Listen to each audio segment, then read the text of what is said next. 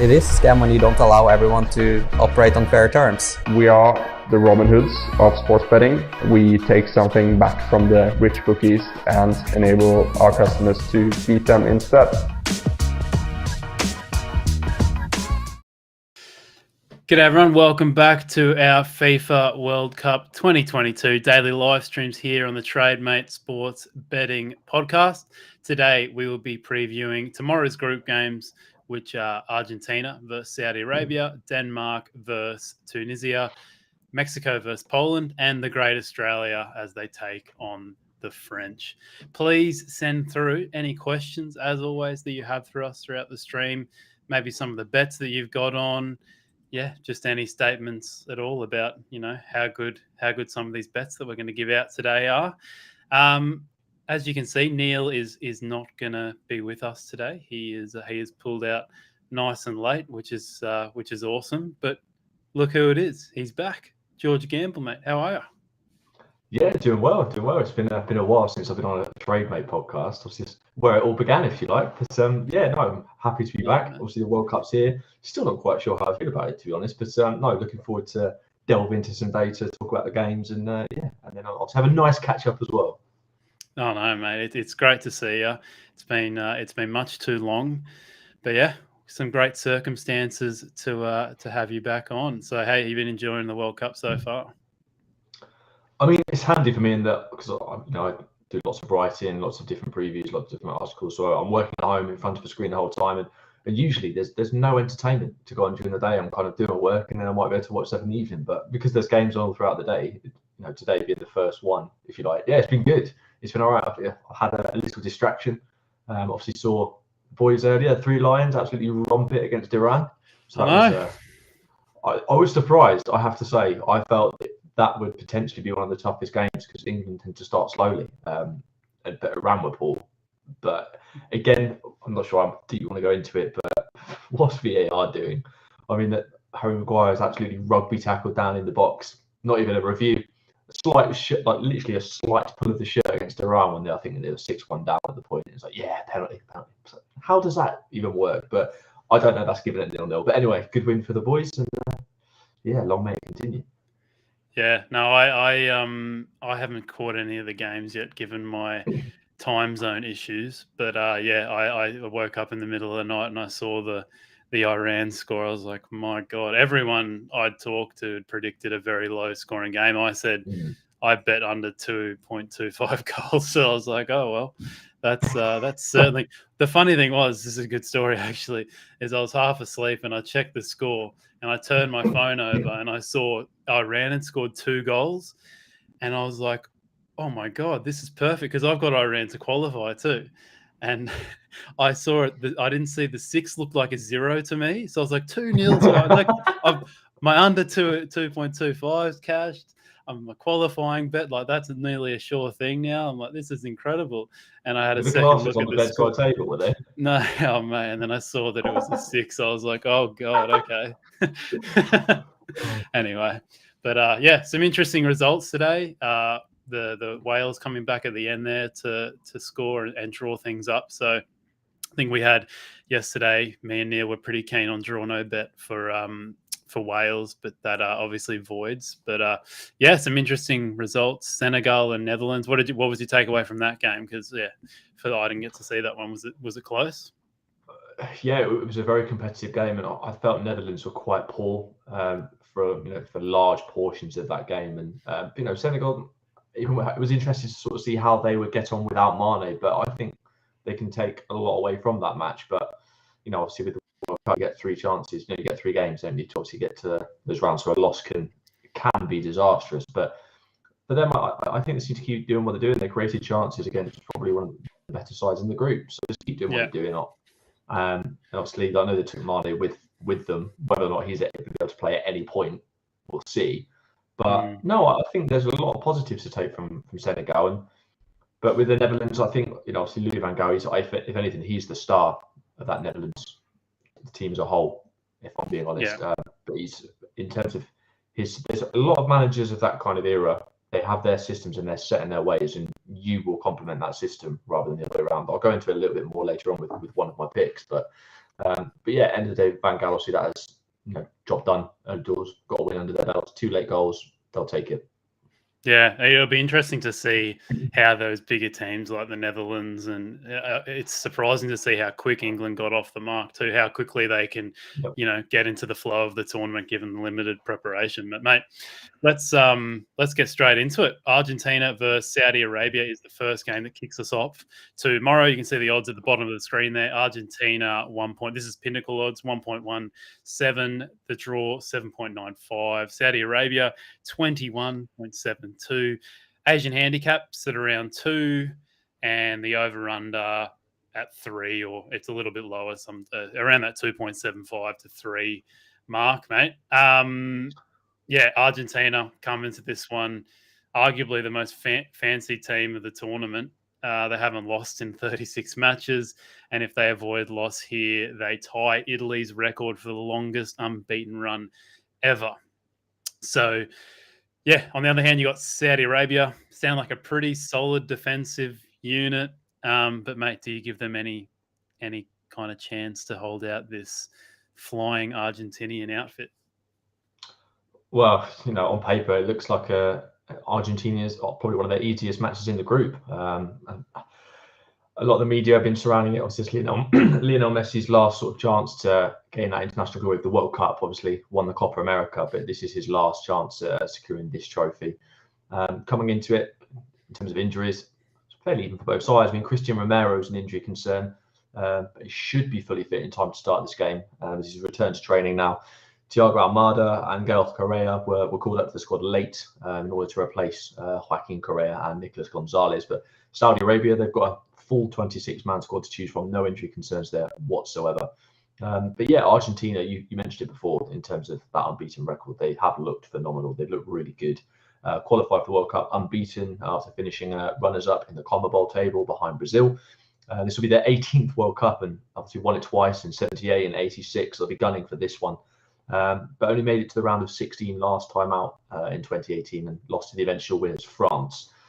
Whereas you look at Saudi Arabia, they finished top of their qualifying group, seal their spot at this tournament. And it'll be their 6th World Cup appearance. The last one came in 2018. But it's just, I can't look past Argentina here. I really can't. It's just insane how well they've been playing. They're very tough to beat, and I wouldn't say their games are always very high scoring, despite the quality that they've got. They remind me a little bit in France in terms of the sheer quality they have at their disposal. But they should, on paper, they should be blowing teams away, but they often make hard work of it and sort of, have 1-2-0 wins, that kind of thing. But they'll take that here if it means they get off to a winning start. But Saudi Arabia, they're unbeaten in 20 of their last 23 matches across all competitions. But so I found it really difficult to get Argentina on side here. Yeah. With any value. It's you see that price there with Pinnacle 1.17. It's so short, and we've already seen with this tournament, we've both thought England, Iran. I mean, all the people I spoke to thought it. You said all the people you spoke to thought it.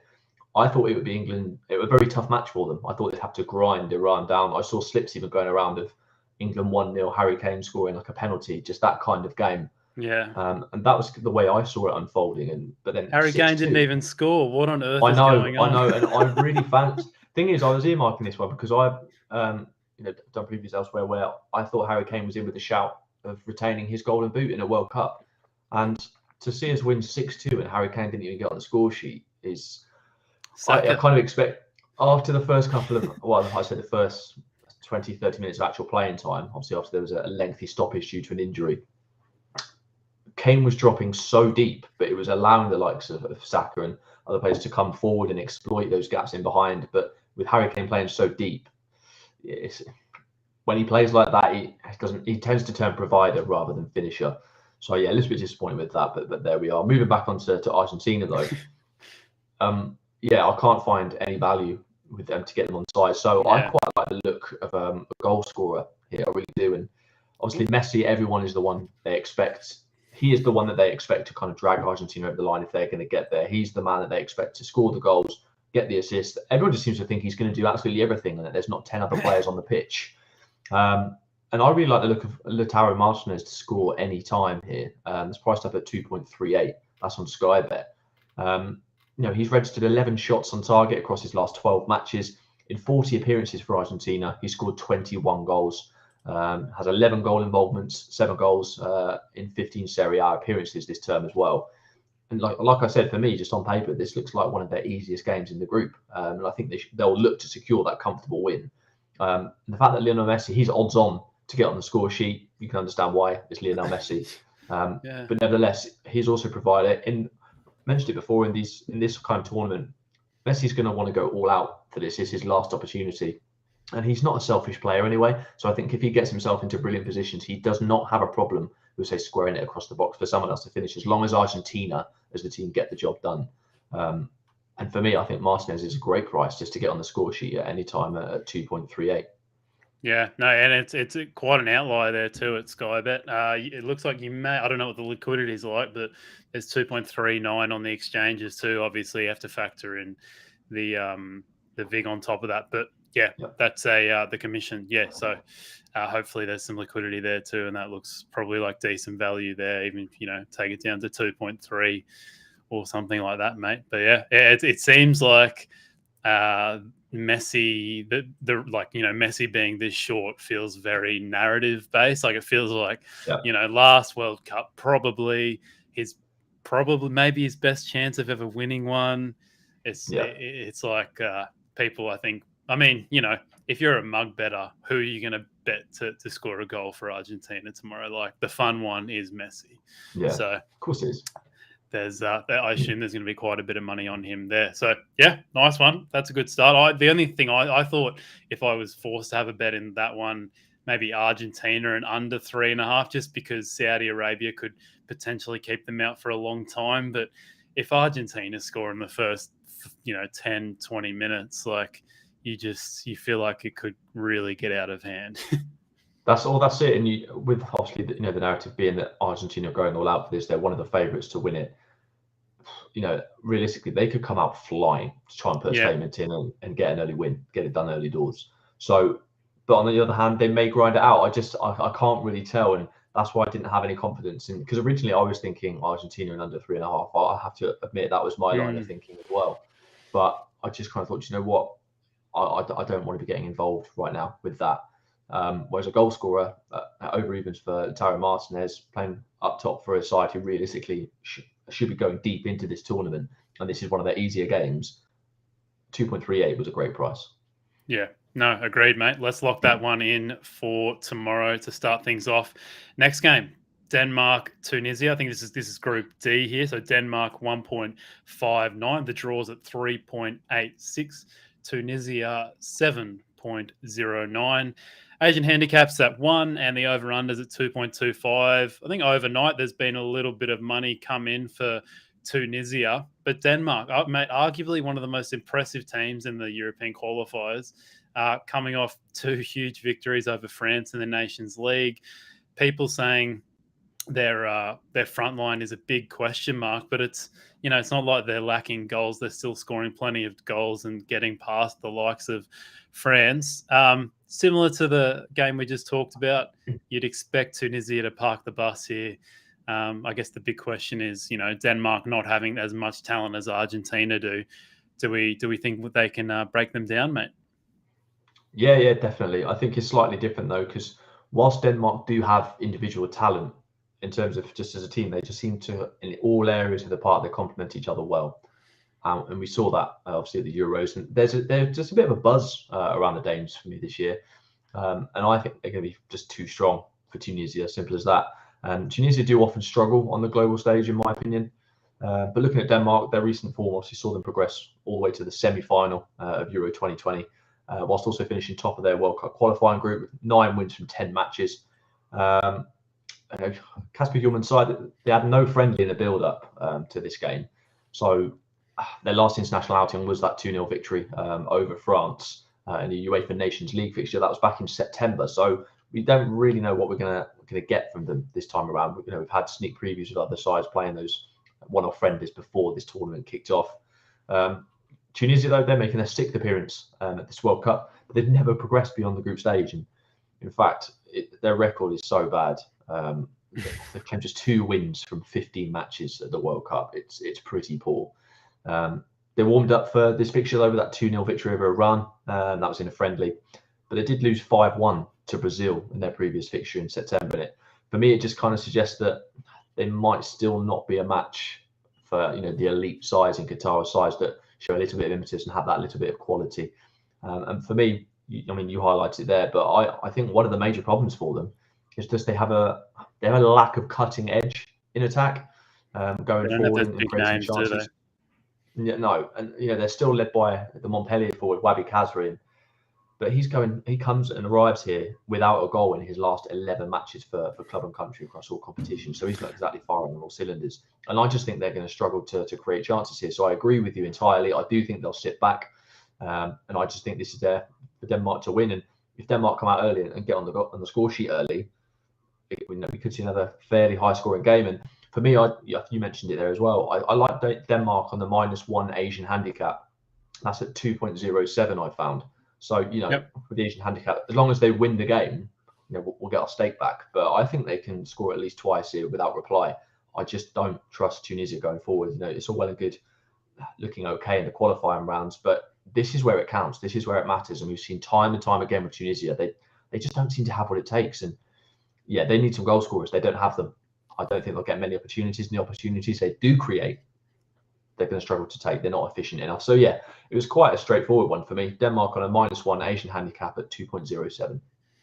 Yeah, you can Pinnacle now. You can get 2.13. Maybe elsewhere you can get even better. So that boosts things up a bit. I was thinking potentially Denmark and under 3.5, but then it's one of those ones again where you don't really know what's going to happen if Denmark score early or not. But Tunisia, it's weird though. You look at like today's game, England and Iran. It took England a while to score a goal, and they ended up getting 6 past them. So I was thinking Denmark and under 3.5 at 2.0 looked decent to me at a few places.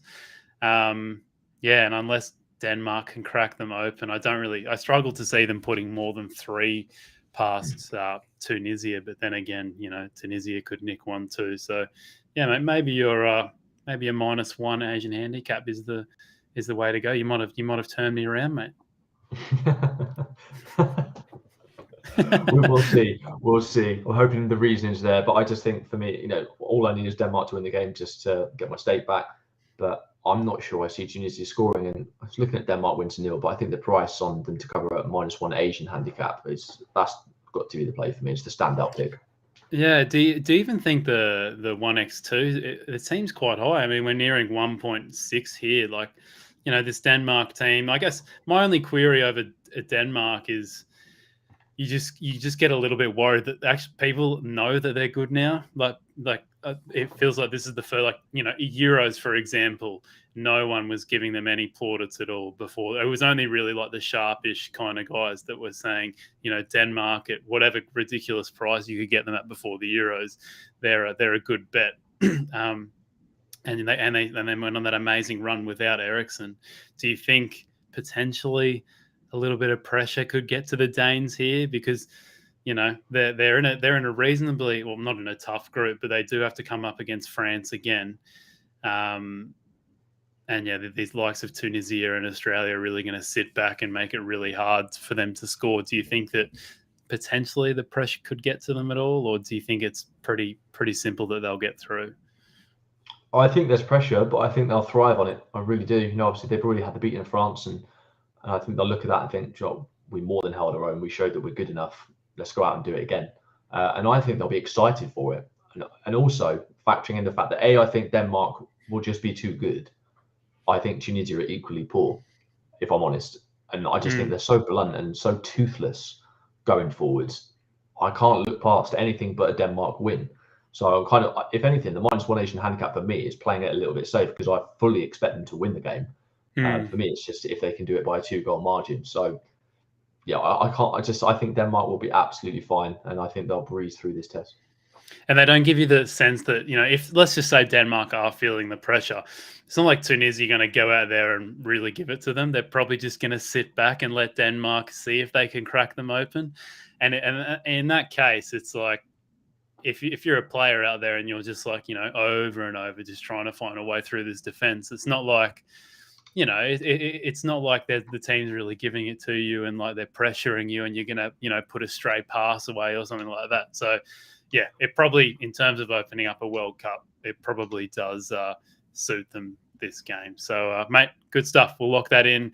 -1 Asian handicap for Denmark. 2.13 I'm seeing on Pinnacle right now. So, might want to go rush and book that one in, everyone. We will move on to the second game here in Group C, Mexico versus Poland. Incredibly important game here in Group C. It could decide who advances to the finals, especially if Argentina put a bunch past Saudi Arabia.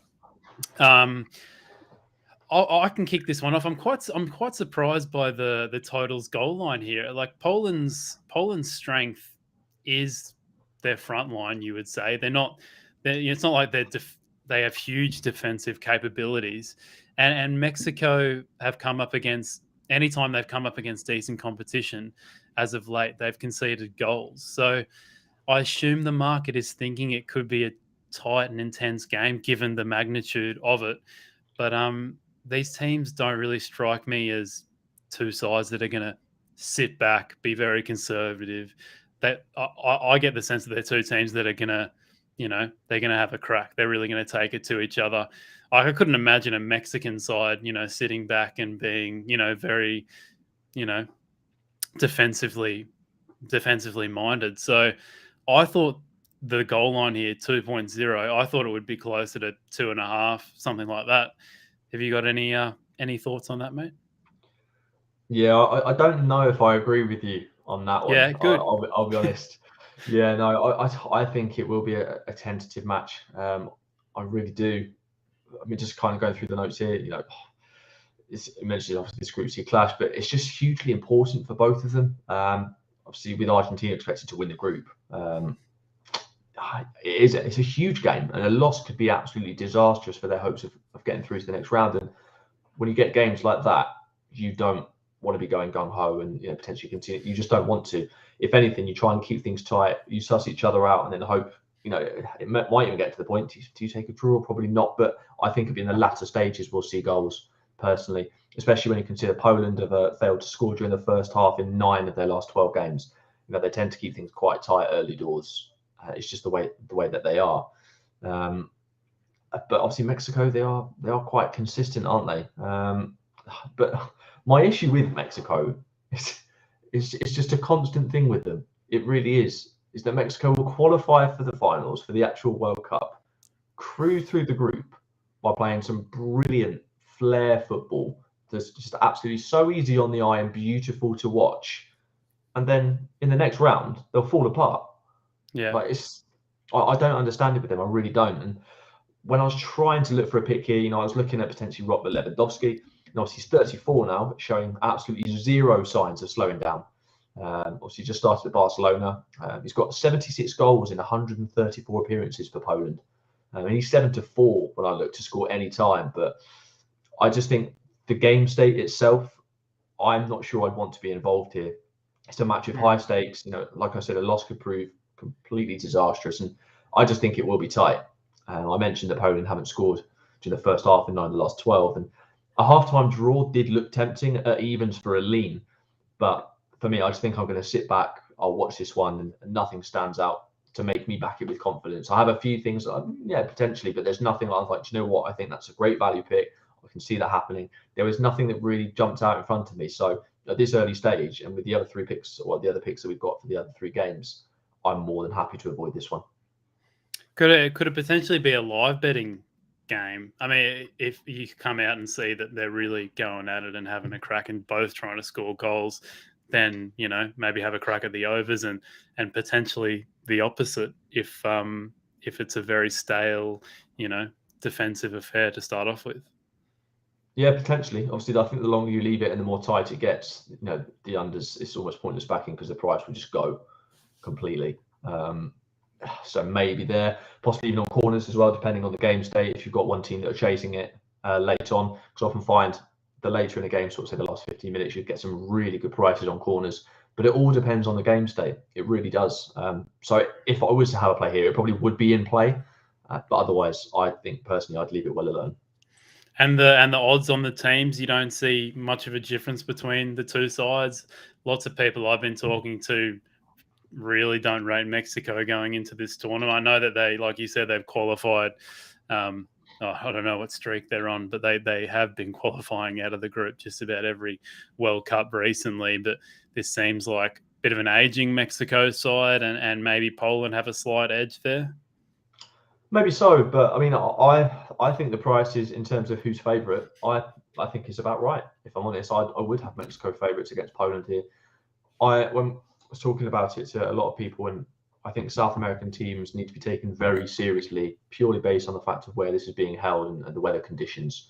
They're more acclimatized to those kind of conditions. They're used to playing in those kind of conditions, which I don't see Poland being used to that at all.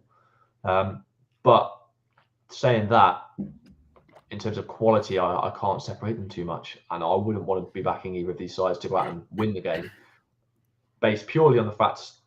With these two sides, I'd say they're evenly matched personnel-wise, but the game state itself and what's on the line if one of them loses, there's just too many variables for me. There's too many variables to be confident in anything. So I think, if anything, the best bet here is no bet. That's just my personal opinion. But oh, mate, draw no bet. There you go. Then you can you can have a bet and not have a bet at the same time potentially.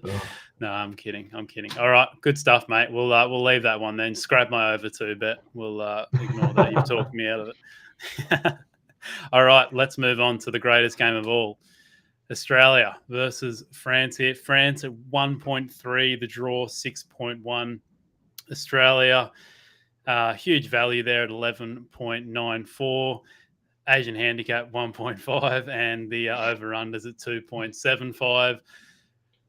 France, pretty hard to get a read on them at the moment, I think, given their injuries. Benzema, Kante, Pogba, Kimpembe, and Nkunku. I think Varane is still a doubt.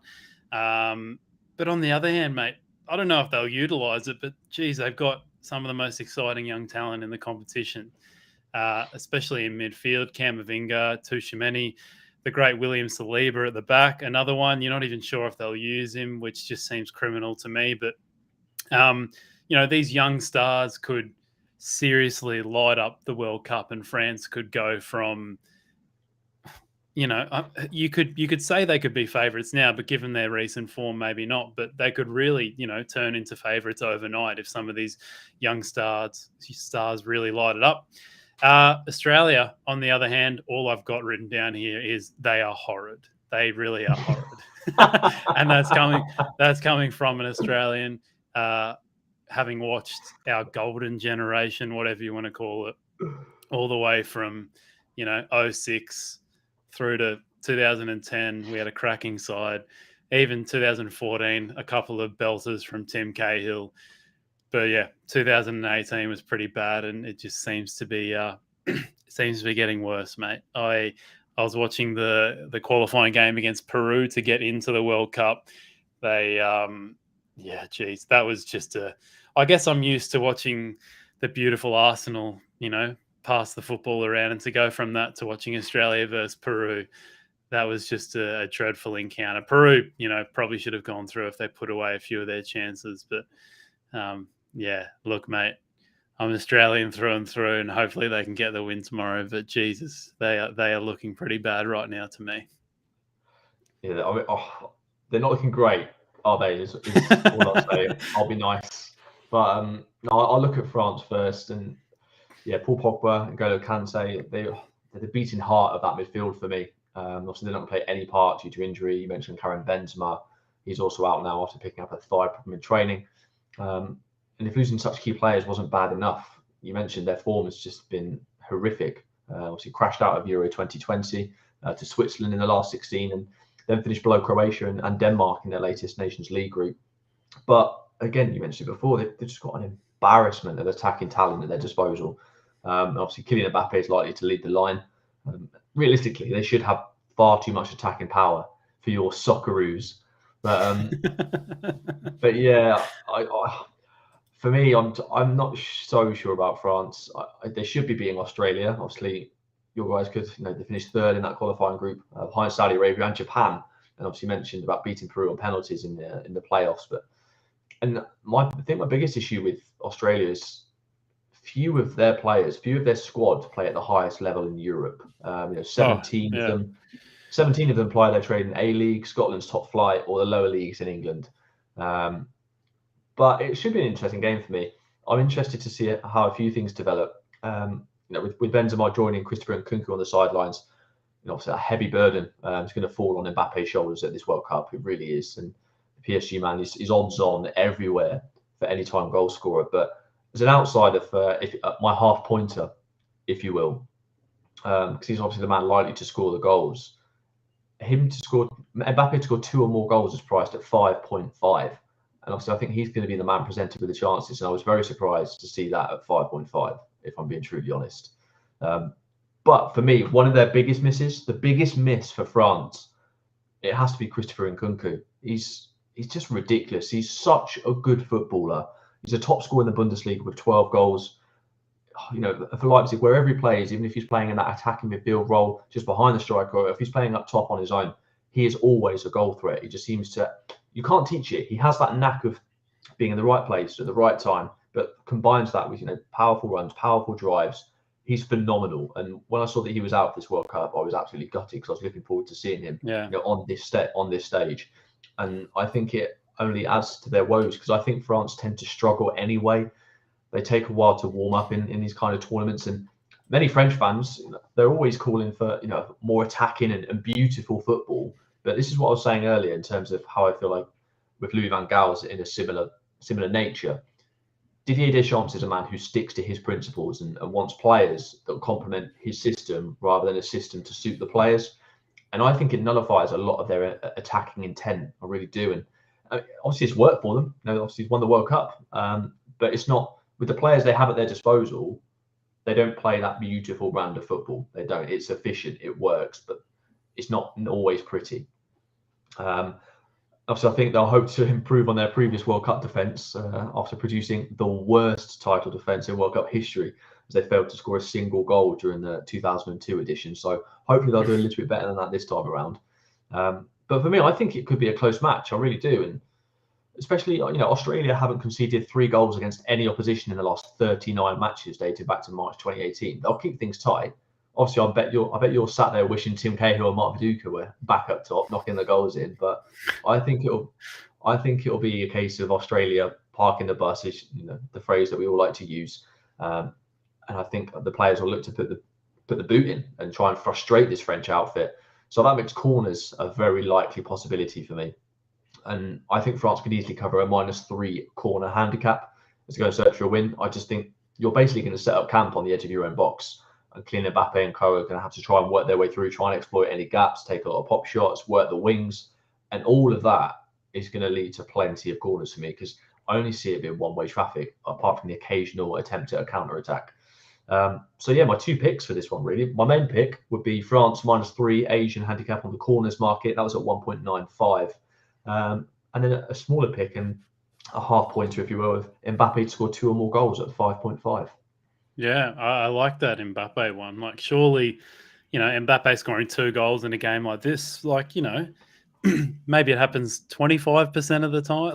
Where if at 5.5, it'd be value if it happened 20% of the time. Yeah. So, something around that region. I don't see, why that couldn't be a little slice of value. How do you see France going without Benzema? I have heard people say that potentially it could help them a little bit, given having their style, and they won a World Cup with Giroud, and he didn't score any goals last World Cup, did he? Or did he score 1?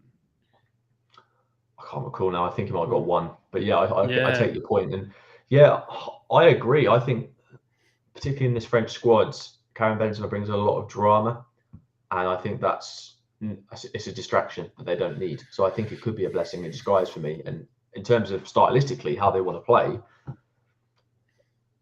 I think they potentially accommodate it. I think Deschamps would certainly shift things and change things around to accommodate his strengths and play to his strengths. I know I've said that Deschamps is a man he'll have his system, and you've got to incorporate into that. You've got to be able to play in that system rather than the other way around. But when you've got a player of Karim Benzema's ability, you shift things slightly, particularly in a forward way. He's a brilliant footballer. However, with him missing, I do think it is a blessing in disguise, and I think it allows Kylian Mbappe to have a little bit more license in terms of where he wants to play, how he likes to play. He is the main man, and that's clearly a position he loves to be in.